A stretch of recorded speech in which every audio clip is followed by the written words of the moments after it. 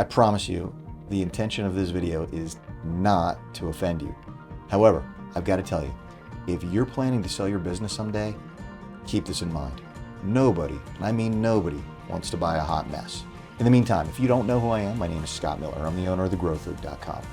I'm making these videos because I'm passionate about helping owners just like you, owners of restoration businesses, to get more profitable, to reduce the chaos, and to build something they can sell someday for a lot of money or pass to the next generation and feel really good about it. Okay, how can you make sure that you're not presenting to a potential buyer what they might think is a hot mess, or once they get it, realize they've bought something that is truly a mess? Okay, the first thing is systematize everything, and I mean everything. Get fanatical with it, down to who's cleaning the bathrooms and when, right? How nice would it be to be able to, when a prospective buyer walks in, to show them a binder and say, this is how we do things here at our restoration business.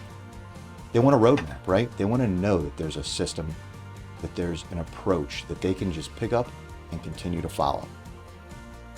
Number two, build a strong team, right? It sounds, of course, right? Of course we all want to build a strong team, but get intentional about it. Just like building systems, set a goal. Set a goal to create one system a week or one system a day. Create a system of developing people. When it comes to people development, what are you doing in terms of training? Training on skills within the business, training on soft skills, communication, training on organizational skills, training on how to handle emails. What are you doing intentionally to develop your team? I love John Maxwell. If you haven't read anything by John Maxwell, go to Amazon, check out some of his best-selling titles, pick one up. One of the things that John says is put a 10 on their head. And to him, that means when you've got somebody on your team, think of them, put a 10 on their head, not a 1 on their head, right? Don't be thinking about this person, it doesn't make sense to invest time and effort into because they're a 1 or a 2. Think of them as a 10.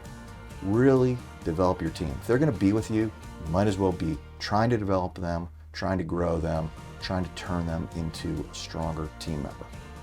Number 3, and this is the biggie, things related to finance. So, financial cleanup, getting more profitable. These things are critical. If your books are a mess, you're going to scare away buyers. I see it all the time. I talk to buyers and sellers all the time. And one of the biggest reasons you don't get past a letter of intent is because the financials are a mess and it terrifies a prospective buyer. So you've got 3 things to be working on. 1, systematize. Set a simple goal, a system a day or a system a week. Document it. Number 2, develop your team. Write something. That could be one of your systems. A simple weekly training program maybe. That's all it takes to get started. And number 3, getting your financial house in order and getting more profitable. Check out my other videos on my channel that have topics that cover all 3 of these areas. All right, I'll see you in the next video. Thanks for watching.